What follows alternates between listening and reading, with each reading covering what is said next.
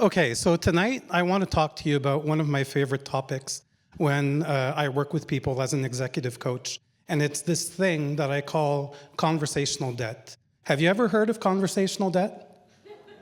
No. So conversational debt is about the missing conversations. It's about the missing conversations in our lives, the ones we really need to have, but that we're not having. So let's do a little test. Think about conversations with your spouse or with your kids. Are there any conversations that you're not having right now that you feel you really need to have? Yeah, right? We all have some of those. Now, the fact that you're not having that conversation, what does it create? Lack of what? It creates divorce, potentially, pushed to the extreme, right? But really, what conversational debt does is it creates a mess, because it's a lot like credit card debt. You start, and it's easy. You don't have a lot of it.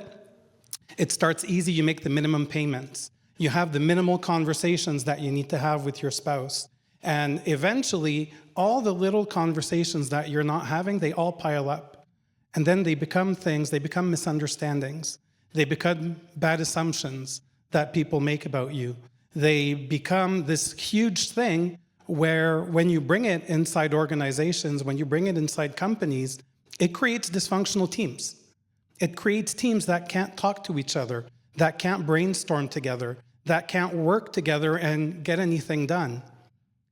And so, how can you fix conversational debt? Do you have any ideas? Talk, exactly. So, how do you talk? Invite. What I like to do is kind of a three-step process with teams. So the first step that I do, and this applies whether you're doing it at home or with a team in a company, okay, by the way? So the first thing is to choose to be a team. It sounds crazy, right? Choose to be a team. But what happens inside companies is often they toss us all in this same group and they say, hey, welcome, you're the management team of X. But no one knows what that means. No one knows what that team wants to be when they grow up, right? And you need to make that choice. And choosing to be a team also means giving yourself grace. Be more open to listen to what the people are saying in the team instead of just overreacting right away. It's hard to do that, right? Because our egos get in the way. Our egos play with what's happening in the conversation, and we want to answer back, we want to fire back, but then all of a sudden what we did is we played with that assumption again. We played with that bad impression that people have of us. We played with whatever, we're feeding the dynamic, and sometimes it's time to stop. So the first thing I do with teams is I help them choose to be a team.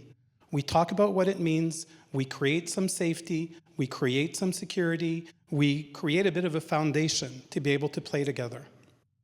The second thing that we do is we intentionally practice.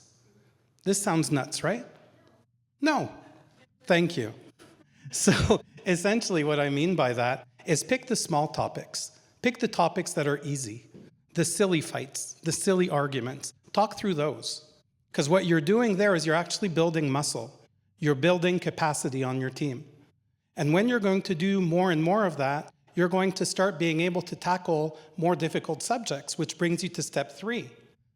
Start identifying the elephants and go out on an elephant hunt.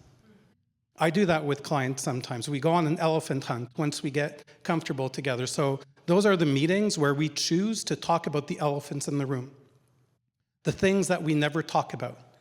And we accept to do it in a healthy way. We accept to do it in a way where people are willing to listen to each other and give themselves the chance to play, to understand. And the more that we do this, originally, I tell you, it's really uncomfortable for teams to try this. But if you can create the safe space, if you can create the area where people feel comfortable doing that, you'll get better at it. So when I say choose to be a team, it's about choose to be sloppy. Choose for it to fail sometimes. Laugh at it. Have fun with it. Feed it. Enjoy yourself. Because sometimes that's how you really become a team.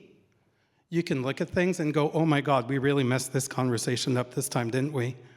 Okay, how about we try again? I'm saying this as a joke, but I actually do this with teams. And I think it's important for us to show vulnerability, to try out stuff, and just play with it so that we can reduce that debt and become a better team.